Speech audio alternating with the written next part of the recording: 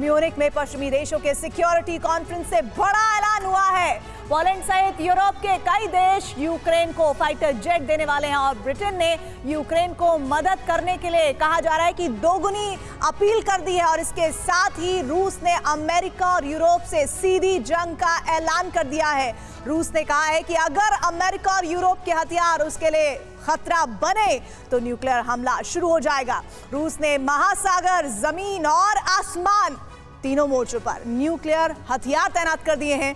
रूस के पहले 5 न्यूक्लियर टारगेट फिक्स हो चुके हैं। देखिए क्या है पुतिन का ऑपरेशन व्योम और कहां-कहां बरस सकती है न्यूक्लियर मिसाइल ज़िरकॉन।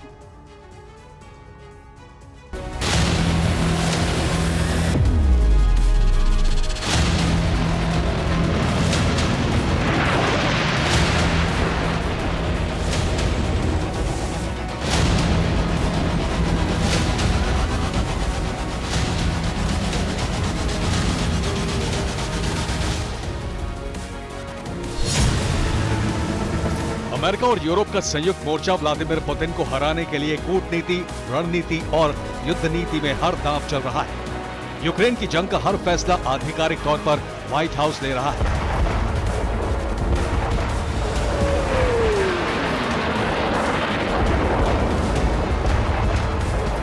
यूरोप के देश अमेरिका के इशारे पर यूक्रेन को हथियारों की मदद जारी कर रहे हैं। यूक्रेन पहुंचने वाले यूरोप और अमेरिका के हथियार युद्ध को विनाशक ही नहीं, विश्व विनाशक बना सकते हैं।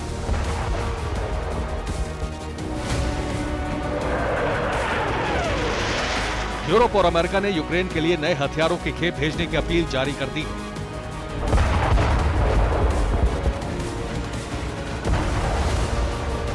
पोलैंड के प्रधानमंत्री ने कहा है कि यूक्रेन बिना फाइटर जेट की युद्ध नहीं जीत सकता। ऐसे में पोलैंड और यूरोप के कई देश यूक्रेन को जल्द MiG-29 और F-16 देने पर विचार कर रहे हैं। व्हाइट हाउस ने पोलैंड के इस फैसले का स्वागत किया और यूक्रेन को हथियार देने वाले यूरोपीय देशों को शुक्रिया कहा। ब्रिटेन के प्रधानमंत्री ऋषि सुनक ने नाटो से अपील की है कि यूक्रेन को एडवांस फाइटर जेट दिए जाएं, साथ ही हथियारों की मदद दोगुनी की जाए। म्यूनिख की सिक्योरिटी कॉन्फ्रेंस में ऋषि सुनक ने यूक्रेन के लिए पैरवी की और इसके साथ ही यूक्रेन को एक स्पेशल ड्रोन देने का ऐलान भी किया गया। ब्रिटेन एक 3D प्रिंटेड ड्रोन बना रहा है। यह आत्मघाती ड्रोन यूक्रेन को दिया जाएगा। इस ड्रोन को सर्विलांस और अटैक दोनों के लिए इस्तेमाल किया जाएगा। ब्रिटेन में ड्रोन की फाइनल टेस्टिंग की जा रही है।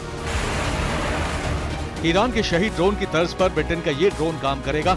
रूस ने शहीद ड्रोन से ईरान में भारी तबाही मचाई है।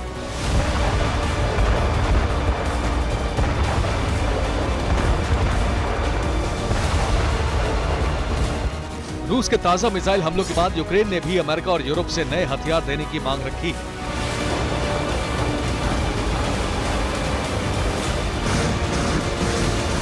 अठारह फरवरी को म्यूनिख में पश्चिमी देशों के नेताओं की सिक्योरिटी कॉन्फ्रेंस हुई और इसी कॉन्फ्रेंस में वीडियो लिंक के जरिए ज़ेलेंस्की ने अपनी बात रखी। ज़ेलेंस्की ने कहा है कि रूस को हराने के अलावा अमेरिका और यूरोप के पास कोई और विकल्प नहीं है, लेकिन रूस को हराने के लिए साधन चाहिए। ज़ेलेंस्की ने सिक्योरिटी कॉन्फ्रेंस के सामने कहा कि अमेरिका के खतरे से यूक्रेन लड़ रहा है और उससे लड़ने के लिए फाइटर जेट जरूरी है। ज़ेलेंस्की की अपील है कि यूक्रेन को कम से कम 100 फाइटर जेट्स और भारी मात्रा में आर्टिलरी हथियार दिए जाएं ताकि रूस पर विनाशक हमले किए जा सके।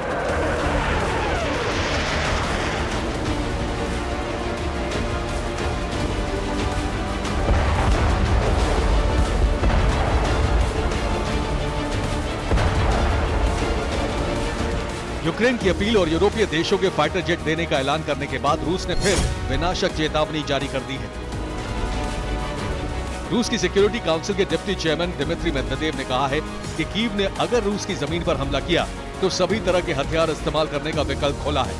मेदवेदेव ने कहा कि रूस पर खतरा दिखाई दिया तो न्यूक्लियर हथियार तैयार है। पलटवार त्वरित और विनाशक होगा।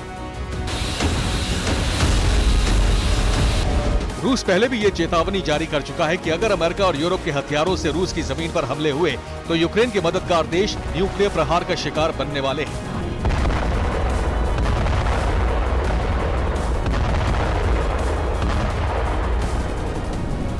रूस अपने न्यूक्लियर टारगेट सेट कर चुका है।